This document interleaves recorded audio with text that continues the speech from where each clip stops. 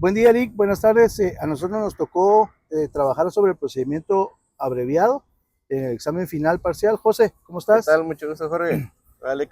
Y para empezar, podemos decir, José, ¿verdad? Que el procedimiento pues, abreviado, vamos a hablar sobre sus reglas, sobre su procedencia, sobre la forma en que lo podemos plantear, quién lo presenta, ¿va, José?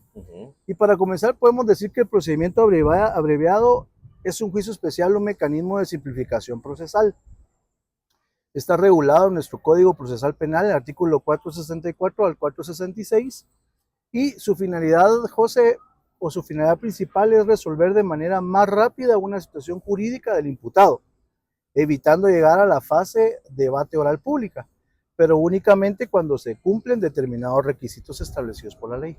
Ok, entonces aquí es importante aclarar algo, Jorge. Que sea un procedimiento más rápido no significa que se elimine la garantía del proceso penal. ¿Es correcto? Al contrario, existen condiciones que deben verificarse. Demos un ejemplo. No basta con que una persona digna simplemente acepte el delito para que automáticamente se aplique el procedimiento abreviado. Debe existir una solicitud al Ministerio Público y además el imputado debe aceptar los hechos con la asistencia de su abogado defensor y dar su consentimiento de manera expresa. Es correcto. Ahora, para entenderlo un poquito mejor, José, podemos establecer lo que el artículo 464 establece. Yo lo puse y podríamos dividirlo en tres, José. Primero, pues que el Ministerio Público debe estimar suficiente la pena que no sea mayor de 5 años de privación de libertad o una pena privativa, como podría ser una multa.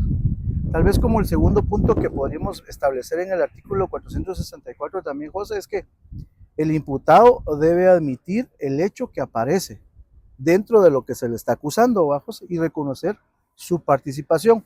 Es muy importante, como lo mencionabas, que debe ser siempre acompañado de su abogado defensor.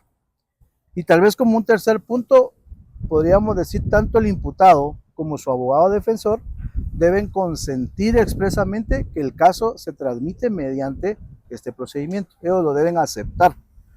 O sea que para entenderlo con un ejemplo sencillo, imaginémonos un delito cuya pena permite que el Ministerio Público solicite como máximo una sanción dentro del límite que establece la ley para que este procedimiento, si durante la fase correspondiente el Ministerio Público considera que puede resolver mediante procedimiento abreviado, el imputado, siempre asesorado por su defensor, reconoce voluntariamente los hechos y acepta utilizar esta vía, el juez puede tramitar el caso sin necesidad de llegar a un debate oral y público.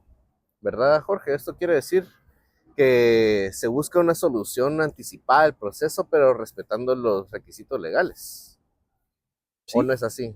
sí, la verdad, lo que tenemos que notar y tenemos que tener siempre cuidado es que el imputado debe estar siempre acompañado de su abogado defensor, bajos. Y respecto al trámite, José, el artículo 465 establece que normalmente se desarrolla, y esto es importante, sobre la fase intermedia, que es la etapa de control de investigación. El Ministerio Público presentará formalmente su solicitud dentro de la acusación y después se realiza una audiencia en la cual el juez escucha al imputado y se da cuenta, bueno, él verifica que de la aceptación, que es libre y voluntaria y que comprenda las consecuencias jurídico-penales que él puede tomar. También puede escucharse a la víctima querellante adhesivo si estuviera presente, bajo. Ok, entonces una diferencia fundamental es que en este procedimiento el juez no lleva a cabo un debate para recibir la prueba como ocurría en el juicio ordinal ordinario, sino que el juez toma en consideración las actuaciones de la investigación y la admisión de los hechos para resolver. Por eso hablamos de una forma de determinación anticipada del proceso. Esto permite ahorrar el tiempo, recursos, tanto para el sistema de justicia como para las partes, siempre de los límites que establece la ley.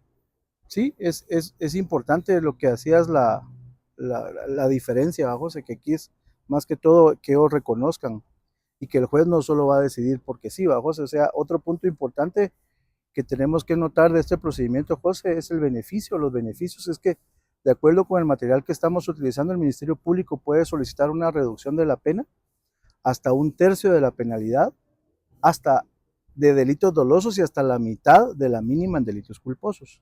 Ahora, además, cuando se cumplen las condiciones relacionadas, José, con los antecedentes del imputado y el delito tiene una pena media que no excede de 5 años, puede existir reducciones mayores a lo indicado para los delitos dolosos y culposos. O sea que, ¿y qué significa esto en la práctica? Podemos decir que la reducción de la pena puede tener consecuencias importantes, como por ejemplo, dependiendo de la pena finalmente determinada y los requisitos legales aplicables, podría ser posible solicitar una forma distinta de cumplimiento, como la suspensión condicional de la pena o la conmutación, entre otros institutos de ejecución.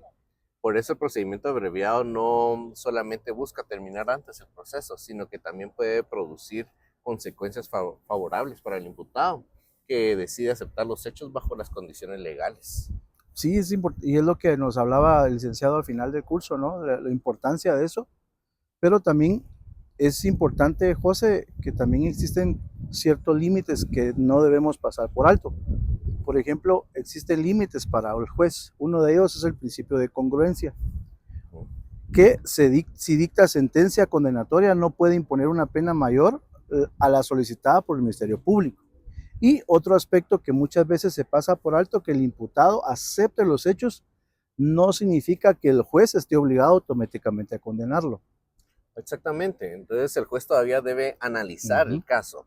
Si de los elementos de investigación se desprende que el hecho no constituye el delito, que existe una causa de atipicidad o alguna causa de exclusión de responsabilidad, puede dictar una absolución. Por eso el procedimiento abreviado no debe entenderse simplemente como aceptar la culpa y recibir una pena menor, sino como un mecanismo procesal con requisitos, controles, límites para todas las partes. Sí, es importante, y uno tal vez pensaría, José, que automáticamente si el imputado lo acepta, automáticamente se va a dar, pero es importante ver que el juez no solo lo tiene que aceptar así. Pero finalmente, José, también debemos mencionar que contra la sentencia dictada, debemos mencionar que el procedimiento abreviado también puede proceder al recurso de apelación según el artículo 405 del Código Penal, Procesal Penal. Este debe interponerse dentro del plazo de 3 días ante ese mismo juez que dictó la resolución para que posteriormente sea elevado a la sala de la Corte de Apelaciones. Okay, entonces, en conclusión, podemos decir que el procedimiento abreviado busca una justicia más rápida y una terminación anticipada del proceso, pero no elimina la intervención judicial ni los derechos del imputado. Esto requiere que se cumplan los presupuestos legales, que exista aceptación voluntaria con la defensa técnica y que el juez controle la legalidad del procedimiento. Sí, con esto podemos ver que la importancia precisamente es lograr un equilibrio entre rapidez y las garantías procesales y una respuesta jurídica adecuada. Gracias, Jorge, por la explicación. Ahí estamos, Lick. Muchas gracias. Así es, y espero que esté de su agrado, Lick. Buena tarde.